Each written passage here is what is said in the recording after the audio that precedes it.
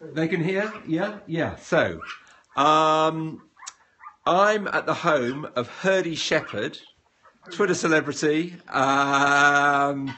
Yeah, his wife is laughing in the background, and can you blame her? James Rebanks. James. Hello. Say hello. Hello. Hello. Oh, actually, you know, I hadn't even started the broadcast. Maybe it's not working. Just as well, because that was a bit wonderful. You're now live. Okay. It says you're now live. This is James Rebanks. He's Herdy Shepherd. Herdy Shepherd 1 on Twitter. Hello, everybody. Hello. I'm Cellan-Jones, and we've been filming for a piece for Breakfast TV in 10 days' time. But I thought you might like to meet a Twitter celebrity, but more important, the puppies. Can I interrupt? Look at Rory's face. He's covered in sheep muck because he's been on the back of my motorbike. So turn it around and show them, Rory. He's right, yeah. I am covered in sheep muck, having spent some time on the back of his motorbike. Look. But here are the real stars. This is Floss, who is... what's Floss?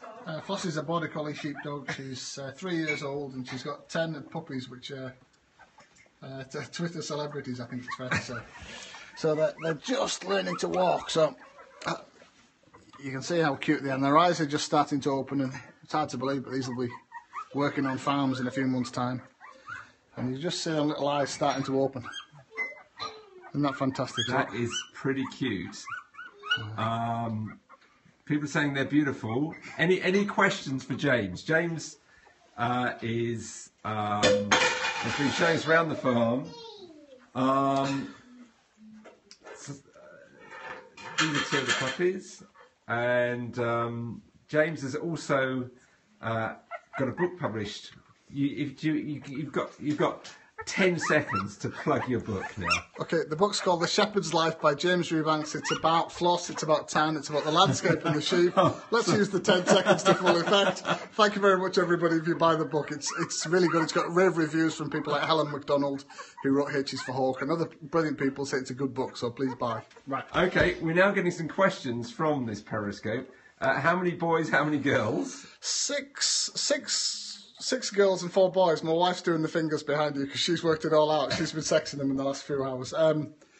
And the future for these is that they're working dogs. They wouldn't be happy doing anything else but working, so they'll go to other shepherds and other farmers, and they'll work maybe across the north of England. And Floss and Tan both came to me from other shepherds, so we both trade them backwards and forwards, but also share them backwards and forwards to make sure that the good dogs go to good, responsible shepherds who'll train them properly and look after them.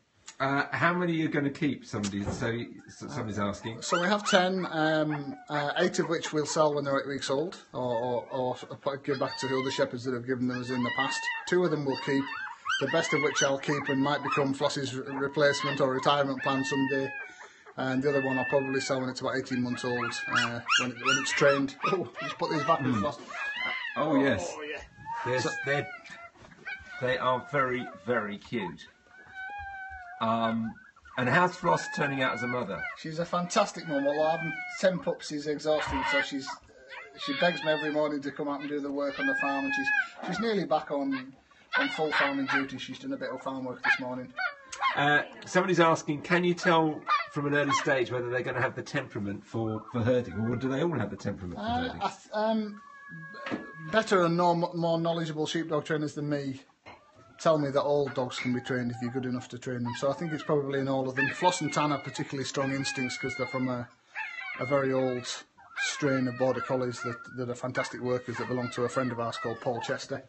So I suspect they're all capable of becoming very good dogs, but but honing that instinct and making them work well is a bit of an art form, and it's taken me quite a long time to learn how to be good at training a dog, to be honest. And what age do they start training?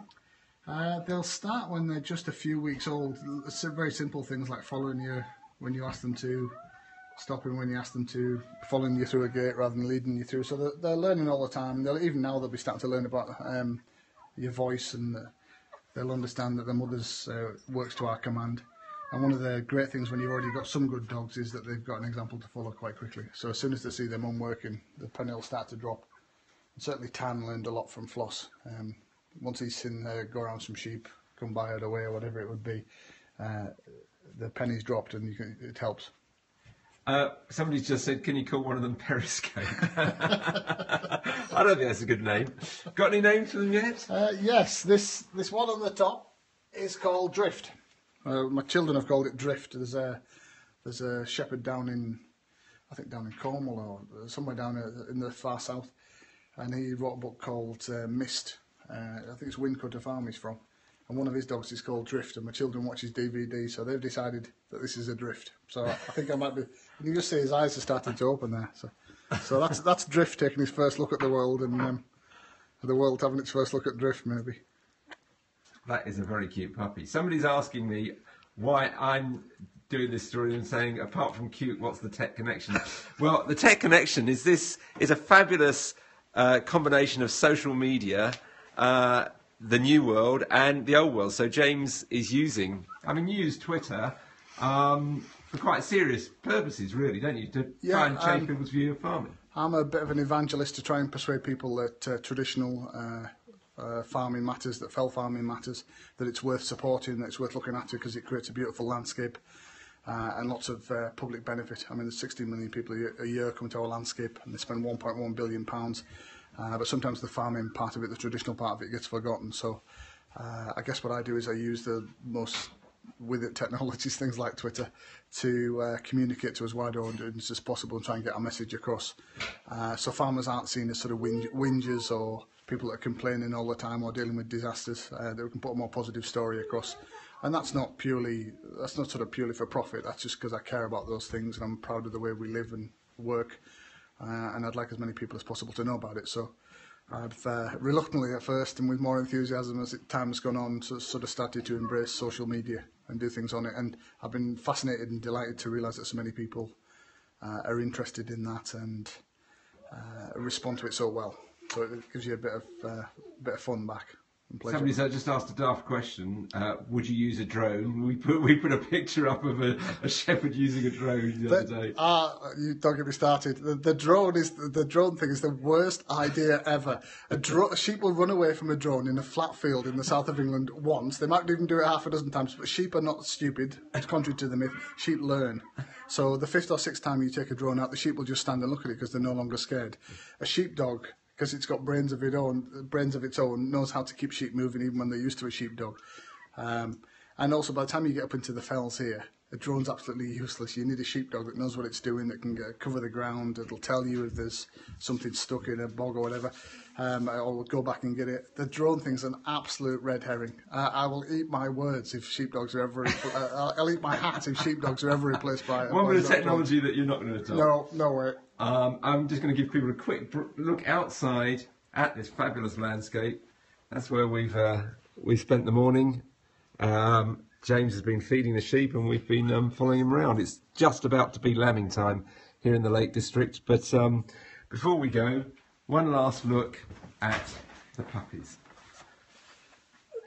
That was the first puppy born. Right. That's a bonny puppy, isn't it? That is a bonny puppy. My daughter tells me it's called Sky. Hello, Sky.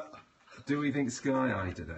I'm resisting names because the shepherds will give them names at 8 weeks old when they go to the new farm. So I think Drift might stay here, but isn't that a bonny puppy? I think they'll make a nice dog. Bonny puppy. Okay, let's have a final look at. And they're all, basically what they're doing, if it isn't obvious, is they're all fighting their way in for a teat each. So there are 10 teats and 10 puppies, and life is basically one big scrummage to try and get to the teats and get your milk. And she's cleaning them. She's cleaning them. Actually, it might sound gross, but a mother dog actually eats the puppy's poo to keep the bed clean. So that's what she's also doing. She's cleaning their bums, basically. And there they are. So that's a Periscope exclusive. Nobody else has done a Periscope of puppies, have they? Anyway, we'll be doing a report for BBC Breakfast in a week or so's time on James, the Lakeland Shepherd, and his Twitter handle is HurdyShepherd1. Go and have a look, and you will find some great pictures that he takes on the Lakeland Fells, and also more puppies.